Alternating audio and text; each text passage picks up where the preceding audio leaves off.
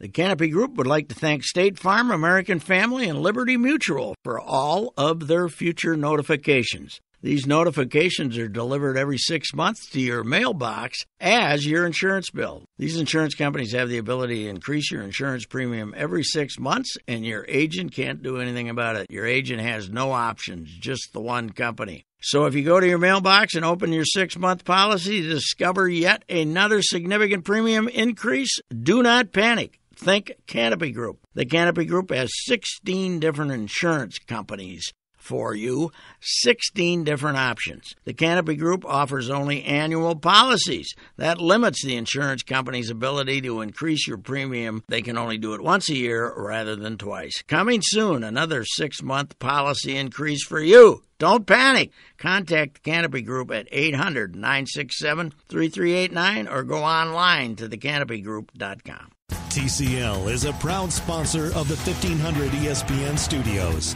TCL, America's fastest growing TV brand. Minnesota Vikings, the NFL, football. Yeah, football. Welcome to Purple Podcast.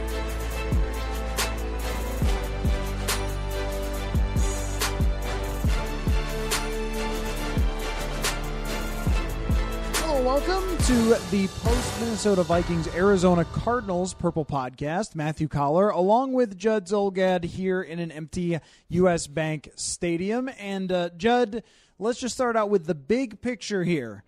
Ignore how ugly the game was overall. Yep. And focus on the Minnesota Vikings 3-2-1 record. Let's not talk about exactly how they got here. They are now in pretty good shape, considering that the Chicago Bears lost in overtime to the Miami Dolphins, and they go to New York to play a Jets team that is occasionally strong but also has a rookie quarterback. Overall, if I told you at the beginning of the season that the Vikings would start 3-2-1, how would you feel about that? Okay, so I know nothing about how they got there, though. Correct. So they're just 3-2-1. Yeah. I feel good. Those first 5 games were incredibly tough. Now, if you go back, were there some surprises? Absolutely. But if you had told me at the beginning of training camp, look at the schedule, just look at the schedule, and they're going to be 3-2-1, I'd say, not bad. That's fine. So if I'm going to ignore how they got here, if I'm going to ignore style points, if I'm going to completely ignore the Buffalo game, I would have told you 3-2-1, considering what they had to start against, is actually very respectable. And I feel like where they stand now, they get the win that they're supposed to get here. If they could go to New York and do the same, then they've got a situation where even if they lose to New Orleans here, although it is at home and you've got a shot to win that game, but even if you lose, you're still in decent shape considering that the NFC North is beating each other up. And where you want to be halfway through the season for the Vikings is looking at that second half and saying, okay, we have a chance to be in the playoffs, a chance to win the division, and in order to do so, they really needed this win. If they had lost today to Arizona, I think we would have been saying, okay, this team got a fluke win in Philadelphia, but they are just not a good team and don't expect anything from them the rest of the year. This was very much a you've got to take care of business win. This team isn't very good. They're coming here. They've got a rookie quarterback, and the Vikings took care of that rookie quarterback. And I'm not saying that you can believe yet that they are the 2017 version, but at least we're seeing some similar signs to how they played in 2017. If you split the season into quarters, if you split it like that, I believe that the Vikings entered a stretch today, which is 4 games before the bye week, where you need 3 of 4. And how you get there, I don't know. I mean, if you had lost today, then you would obviously have had to beat the Saints. But if you just take this season and split it down into quarters, I think the Vikings are now in a stretch where they're going to go Arizona, as you just said, at the Jets, and then home to the Saints and Detroit before the bye. You need 3 of 4 games. And if you can get those 3 of 4 games, and they might be all ugly and they might be all filled with bad halves, like today was in the first half, but if you can get that, I think you're in very good shape. So since you're an extremely positive person, I would like to start with the things that went well for the Minnesota Vikings today, specifically the running game and the defense. So the running game, If you were wondering how Pat Elflein would recover from his shoulder surgery, his ankle surgery, well, you didn't really get a very good picture of that in the first 2 weeks because he went up against Aaron Donald and then he went up against Fletcher Cox. And that's just not fair. I mean, those are the two premier players at that position in the NFL, and so it doesn't really give you an accurate vision of what he is like as a center. And plus, having to come back and shake off the rust and all that. But today, Judd, Pat Elflein was fantastic. Every one of those big runs came pretty much behind him, and then Latavius Murray did what he did last year so many times. He created explosive runs. He finished out the game with giving him the ball and pounding Arizona's face in.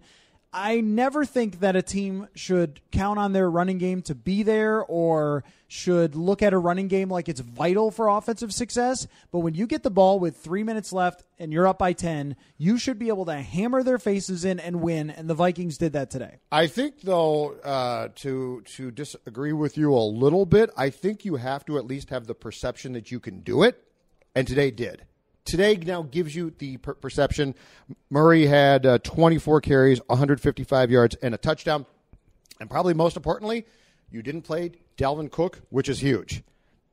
That hamstring thing, so he got hurt in the Green Bay game, missed the loss to Buffalo, tried to come back against the Rams, and I'm convinced that being on a, quote, pitch count, which for a hamstring problem does not work, hurt it again there. Didn't play against the Eagles, and then was expected to be on a quote-unquote pitch count again. Today came out in pregame and was a no-go.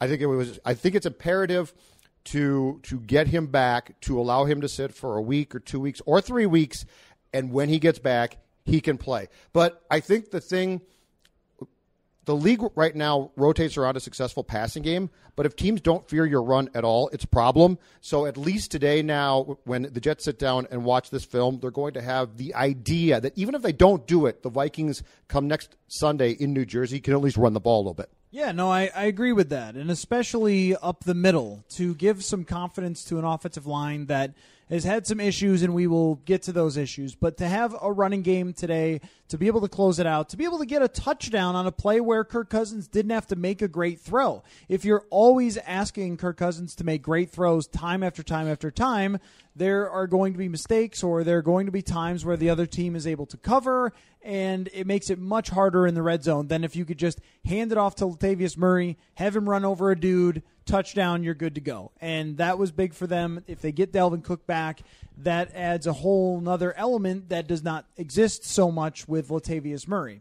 Now, on the defensive side, I thought early on when they gave up a big play or two, like this could be a problem if they're giving up big plays, even though Arizona isn't moving the ball in chunks, but they totally stopped doing that in the second half. They caused another big turnover. Anthony Barr had a fantastic game, and Mike Zimmer just confused the hell out of Josh Rosen. 0 for 10 on third downs. And as smart as Rosen is, when it's an inexperienced quarterback going up against Mike Zimmer, they very rarely have success because he's able to find ways to pressure from different areas that usually rookie quarterbacks have not seen yet. And they did a ton of that today. And here's the key to me, though. How do you now consistently get what you got from Barr today? Because it wasn't like he was out of this world great, but guess what? He was damn good. This is the type of performance that I think you need to go back, look at it, and say, how did we get that? How much of that had to do with him?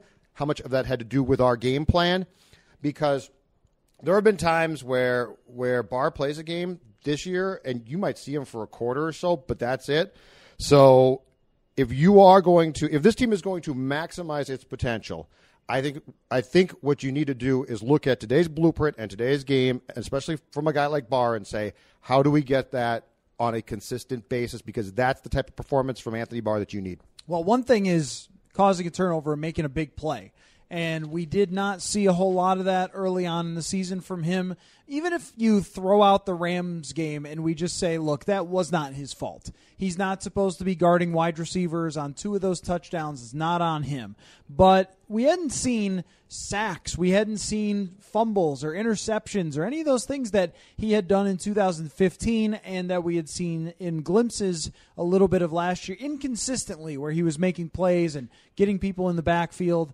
And today it was one of those days where he popped up and was really, really good. And part of that, Judd, is he was rushing off the edge a little bit today. And It wasn't a ton. And that's them. But, I looked at this stat with Pro Football Focus the other day, and he had created a pressure on 9 of 40 rushes, which is a really, really good rate coming into the game. But only 40 rushes is surprisingly low. And then he comes in here and creates more pressure today.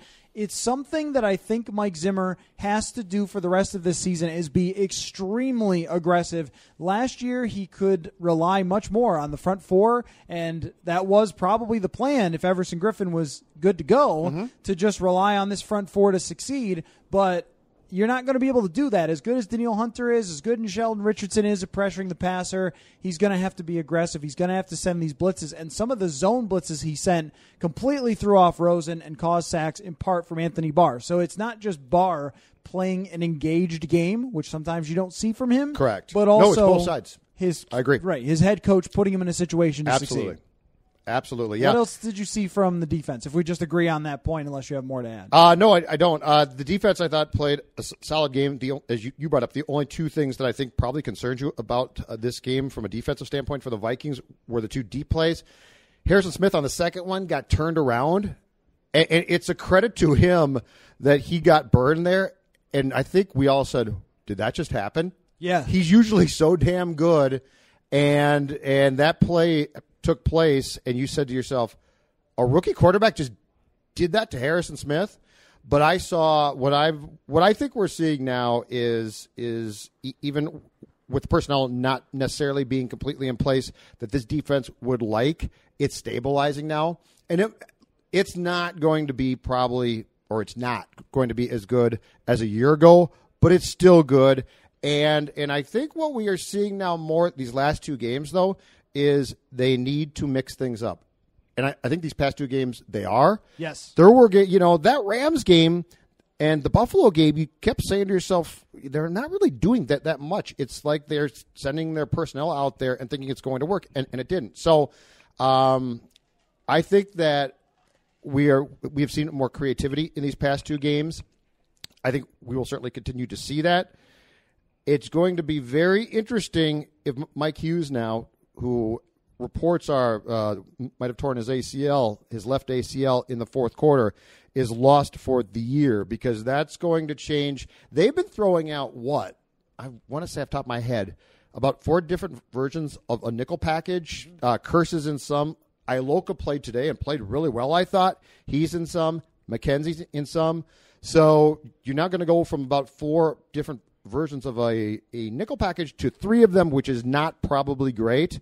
But I do think that the defense has taken steps in these past 2 games where you feel a lot more comfortable with what they're doing, and it does seem like they're not getting gashed as much as they were previously, certainly in the Buffalo game and then that Rams game. I think that what you lose there with Hughes is just a fallback option aside from the big nickel, which includes Jaron Kearse playing the nickel. Term. Yeah, I know. I love the big nickel term. And so now I think you're going to have to ask more of Jaron Kearse to rotate in situationally, because I don't think Mackenzie Alexander is like a Captain Munnerlyn who could just play that the whole game and you can really rely on. We saw even today at times later on in the game where Josh Rosen was able to attack Mackenzie Alexander, and a ball surprisingly bounced out of the hands of Larry Fitzgerald that was very close to being a huge play on Mackenzie Alexander again. And so, I think right now everybody knows that he is the weakness, and what Mike Hughes was able to do was rotate in there and give them a little more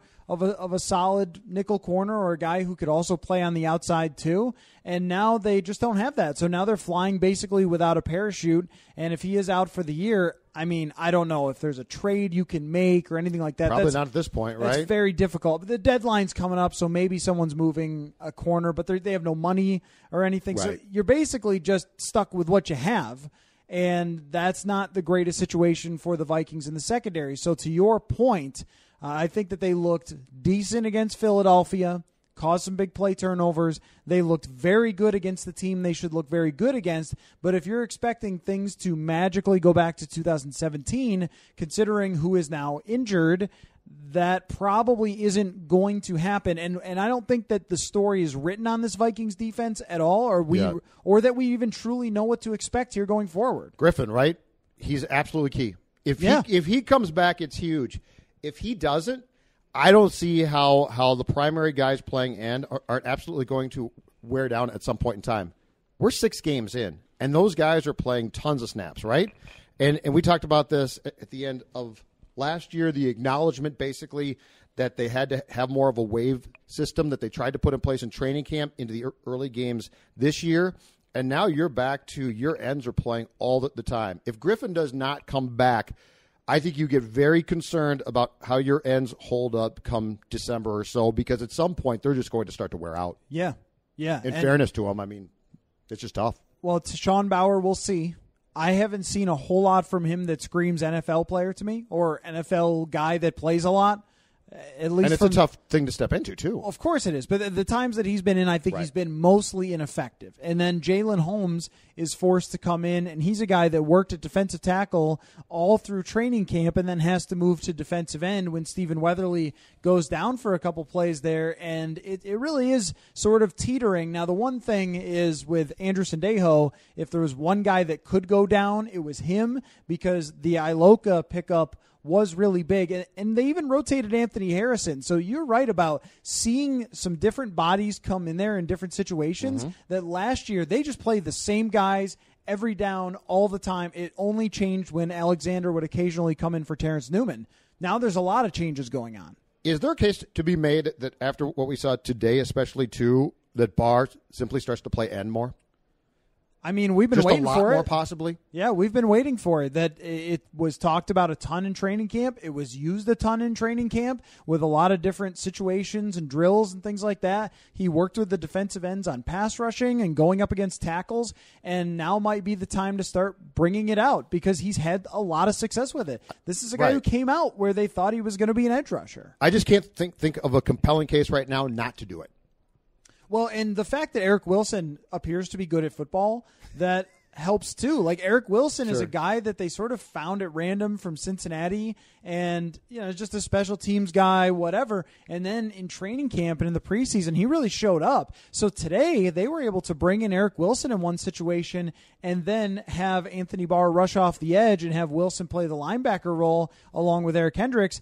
And it really worked. And I would also say from this game, I'm going to have to look closer, but I thought that Kendricks needed a game like this too to play well. He was in on a number of plays where they handed off and he was able to stuff the run. Last week, he played fairly well, got the fumble at the goal line against the Eagles, starting to maybe look a little more like Eric Kendricks, because with a lot of those things through the first couple weeks, it just didn't make sense. And with this Vikings team, it kind of reminds me of last year with the New England Patriots. Remember where they started off horrible on defense? Yes. Everyone wrote them off. It said, it's done. Belichick's done with a great defense. And then by the end of the year, they were really good again. These guys can tweak things. Yes, right. Absolutely. And so I look at Zimmer as having that same capability. All right, let's change. I knew that you were going to stop Let's talk offense. This is too much positivity. All right. The defense is good. It's not great. Let's talk offense.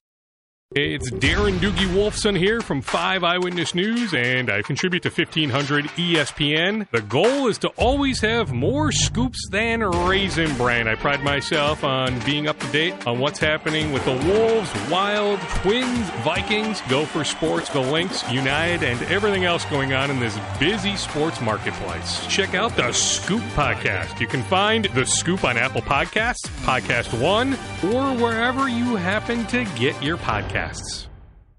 Let's go there. Let's go Kirk Cousins and tip balls. How about that? 7 of them today. 7 of them, a confounding interception that is just baffling for why he heaved the ball out into nothingness. But, Judd, Kirk Cousins is who we think he is. Yeah, he is the type of guy who can make throws against Philadelphia that just wow you. And his Philadelphia game was very similar to a game he had last year with Washington against New Orleans, where everything went his way. He took hits. He made great throws, great catches by wide receivers, and it was just rolling. Today was a Case Keenum sort of day where he got away with not playing particularly well and turning the ball over, though, which is, I guess, anti-Case Keenum from last year.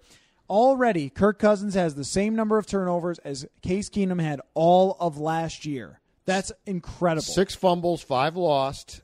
And how many picks now? 3. Okay. All right. I'm going to give you a Cousins observation, and you take it and tell me if I am absolutely correct or crazy. Athletically, I think he's very good. But that being said, watching him play now every week, I feel like Kirk Cousins is a guy who makes decisions that end seasons. I feel like he makes decisions that end seasons. And by that I mean he doesn't protect the ball and then it gets punched out. So he fumbles and it gets recovered by your opponent. I feel like every once in a while he makes a Favrean throw that ends the season. Watching him now, I think that if he gets you to the playoffs, if I'm a Vikings fan, I'm going to be very nervous that the decision-making by this veteran quarterback has a very good chance to sabotage my team. Is that a correct assessment? It's really interesting because he has games and he does things that win you games. Yes. Where his throw to Adam Thielen in the end zone today, spectacular. His entire last 2 games, for the most part, aside from a fumble on the final drive against the Rams, were nothing short of spectacular. And to see him have a down game today wasn't really stunning because that team has Chandler Jones, who annihilated Rashad Hill. And by the way, let me just as an aside, I think this should be the end of Rashad Hill playing. I think Brian O'Neill should play after this. But going back to Cousins, those are the type of plays, and the 2-minute drill goes into this too, where it seems like his sort of snap responses are not the same. That he doesn't have this coolness factor that a lot of the great quarterbacks do in those situations. In the 2-minute drill, they've now botched this 3 times where it's it was against San Francisco, LA, Los Angeles, and now again here today. Yeah. Where they just cannot seem to manage the end of a first half. And those are times where it's not they. It is him. It's him, right? It's him.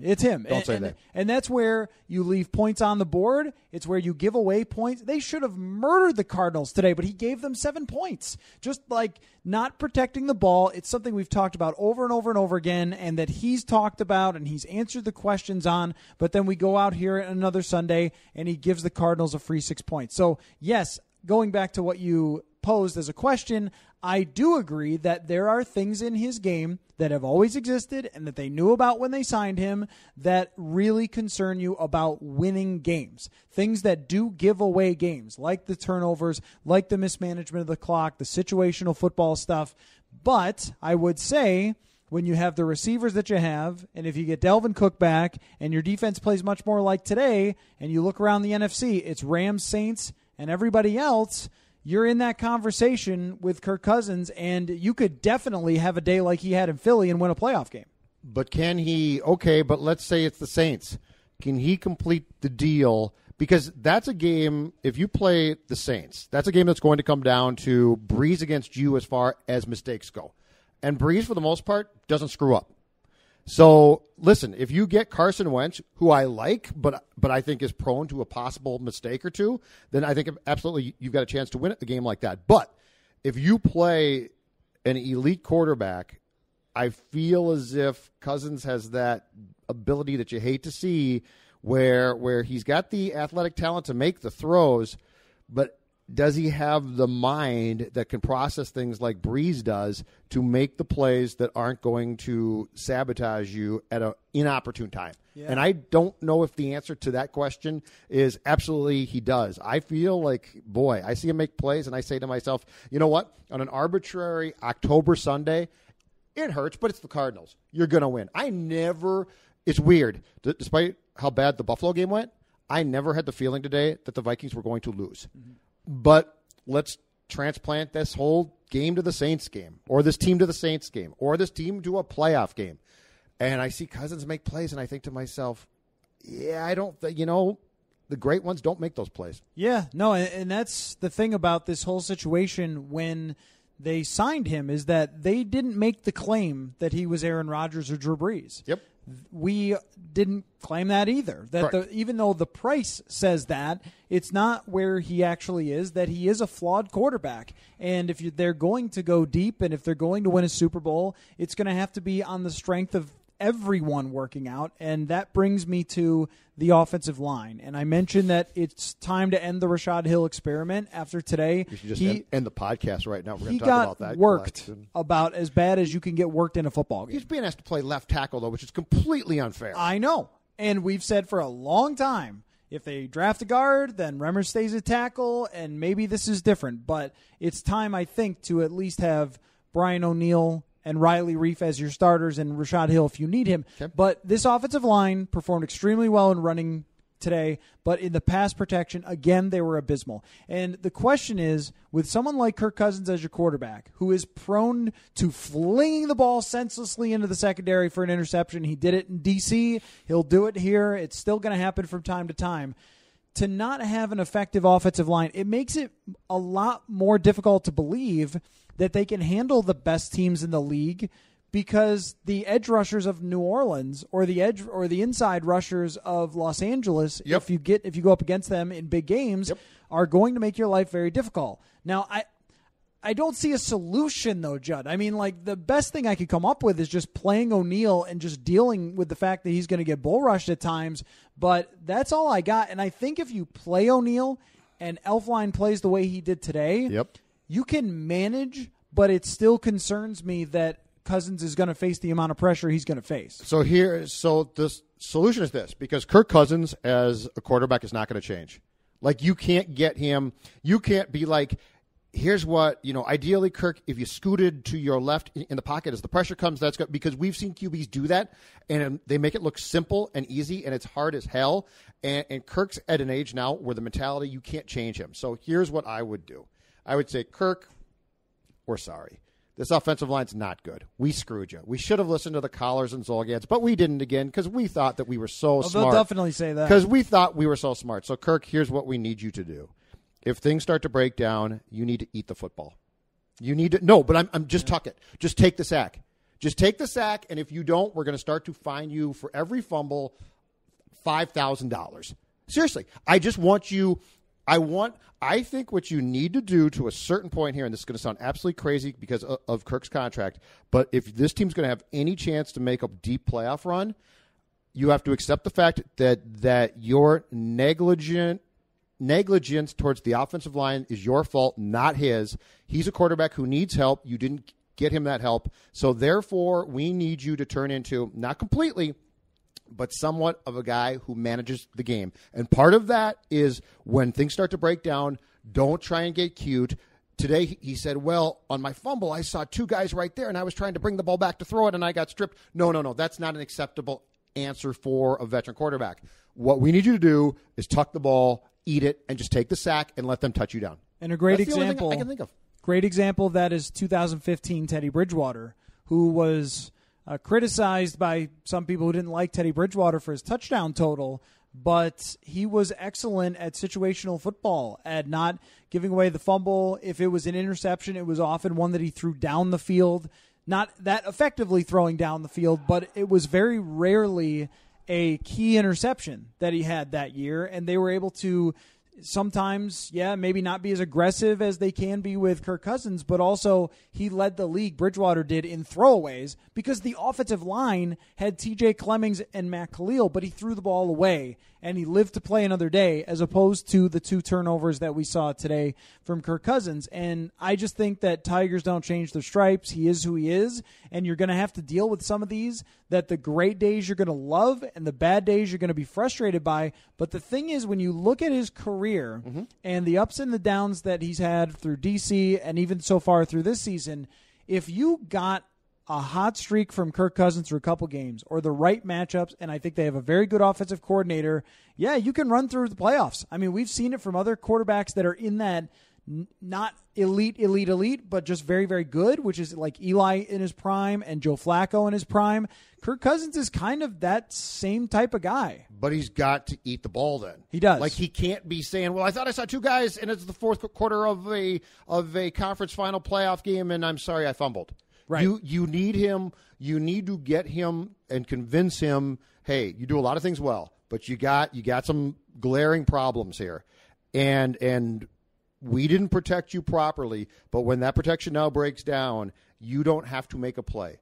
Because if you try and be a hero in those situations, it's going to work every once in a while. But more often than not, as we've seen from the fact that he's fumbled 6 times already in 2018 and lost 5 of those fumbles, he's going to make mistakes that cost you. So I just think there needs to be something done here to convince him or to get him to know we don't need you to be a Superman. What we need you to do is not fumble the football or make a rash decision and throw up what looks to be a punt sometimes that's just going to get picked off. Okay, Judd, I have done something here on my cellular device. I've gone to thesaurus.com, and I have put in a word that I would use to describe Adam Thielen, so it would give me more words that I could potentially use. What are you doing up there clothespin to that line? My bank hung me up here. I think your bank hung you out to dry. You get this from your bank? No, Santander Bank does mobile check deposit. I can deposit checks from anywhere with their app. Cool. Do you have any aloe? Respect adds up at santanderbank.com. Yep. Awesome, incredible, marvelous, stunning, surprising, unbelievable, wonderful. Any of those work for you with Adam Thielen?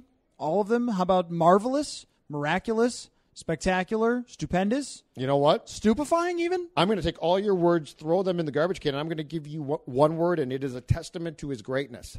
Expected. I expect it from him now. I expect it from him now. He made a 3rd and 13 catch today to open the second half, basically, on the Vikings' initial drive of the third quarter. He made a catch that at first I'm like, he just caught that? And then I thought, of course he did. What does he drop? What does the man drop? Every once in a while he doesn't catch a pass. I get it. But it is unbelievable. And then post-game, he tried to say, well, that's an area play, and that ball was just where it's supposed to. That's a bunch of BS. You made an unbelievable catch on a ball where Cousins made a nice throw, but what, Coller? 6 out of 10 guys would have watched that ball sail out of bounds and been like, I can't catch that. There would have been a lot of guys who wouldn't have either been A, near that ball, or B, would have said, that's an impossible catch. I think it has become, and this might be totally unfair, but for Thielen, I think the great has become the expected. Yeah, no, you're right. When you used to go into games with Jerry Rice, or if you're in Pittsburgh with Antonio Brown, or so on and so forth, you expect big days, time in and time out, and that's what they get from Thielen and Diggs. And today was a bigger day for Thielen than Diggs, but still, I mean, each week one of them can go off at any time, and usually the other one still has a good game. And the thing about Cousins is that he's very accurate, but he's not like unbelievably accurate. It's just that it doesn't matter. It's like a throw like that. It just doesn't matter. Like Keenum was flat out inaccurate. Like he would have throws to the middle of the field that were wide open that he would throw low or high or behind guys, and they would catch them still. Now, it might be a little off from where you exactly want it, but we don't even notice. If they had other wide receivers, we'd be like, oh, wow, you missed that throw. Oh, wow, you missed that throw. But with these two guys, it just does not matter. And, yeah, throw it into an area, and they're going to go get it. And Thielen does it again, and it's the most 100-yard games to start a season, 6 in a row, since some guy in 1961. So like in the AFL. Right, in the AFL. This is a National Football League record. It's incredible. He is now, and I believe he set the team mark today for receiving yards in the first 6 games. I think Moss had, get this, 666 in 2003. Thielen's exceeded that. No, it is. But there's no catch he makes where I'm now shocked. Every catch he makes, I'm like, it was an incredible catch, but it's Thielen. And these guys, I mean, for Cousins' sake, how great must it be to like just direct a pass towards 19 or 14 and they just catch it? And let me take your temperature on this. Laquan Treadwell seems to be fitting in as just a player on the team, which is a upgrade from where he was previously by kind of a lot. Or are you not there yet? I'm getting there. You know what? For the purposes that the Vikings need him, he's fine. There's still too many drops for me personally. I think he's at 4 or 5 for 2018. But yes, and Cousins, the thing, I give Cousins credit. He trusts him enough to continue to go to him because he could have pulled that plug in about week 2 and said, I'm done with you. He still throws to him enough. 4 catches today for 38 yards, which, get this, Stephon Diggs, 3 for 33 yards. Yeah. Laquan Treadwell had more catches. Wow, so that's got to be a first. So I'm getting there. But when you have those two atop your depth chart, it makes life much simpler to say, every once in a while, I'll throw it to Treadwell. But if it's a key situation, I'm throwing it to those first 2 guys all the time. You know, with the state of the offensive line and a running game that you're going to have to do a lot more to convince me will work week in and week out, I think that they need every moving part to give everything they have. That Laquan Treadwell today, with just a couple catches, but that's all he's got. Like, he gave you exactly what you needed. He'll block downfield. David Morgan with a couple of key blocks today. Also got worked by Chandler Jones once, but that'll happen to everyone. C.J. Ham, just a guy who goes out there and does his job. But they need everybody in the lineup, and they need everybody doing their jobs properly for this offense to succeed the way that it has. And that's one of the things where you sort of go like, okay, I mean, you're teetering a little bit by needing that to work to its maximum potential all the time, but it can for this offense to be really effective. That's kind of the way I'm looking at this team that's accurate, yeah. Overall. That's fair. Dalvin Cook, should we be concerned that he is seemingly always hurt? Because I love the guy, and we've talked about him a ton, and we both said if he's in there, he can pass protect, he can catch, he can certainly run. Where do you stand, though, as far as getting concerned that this guy cannot stay on the field with any consistency? I think injury-prone is very tough. When you start calling players injury-prone, injuries are usually pretty random.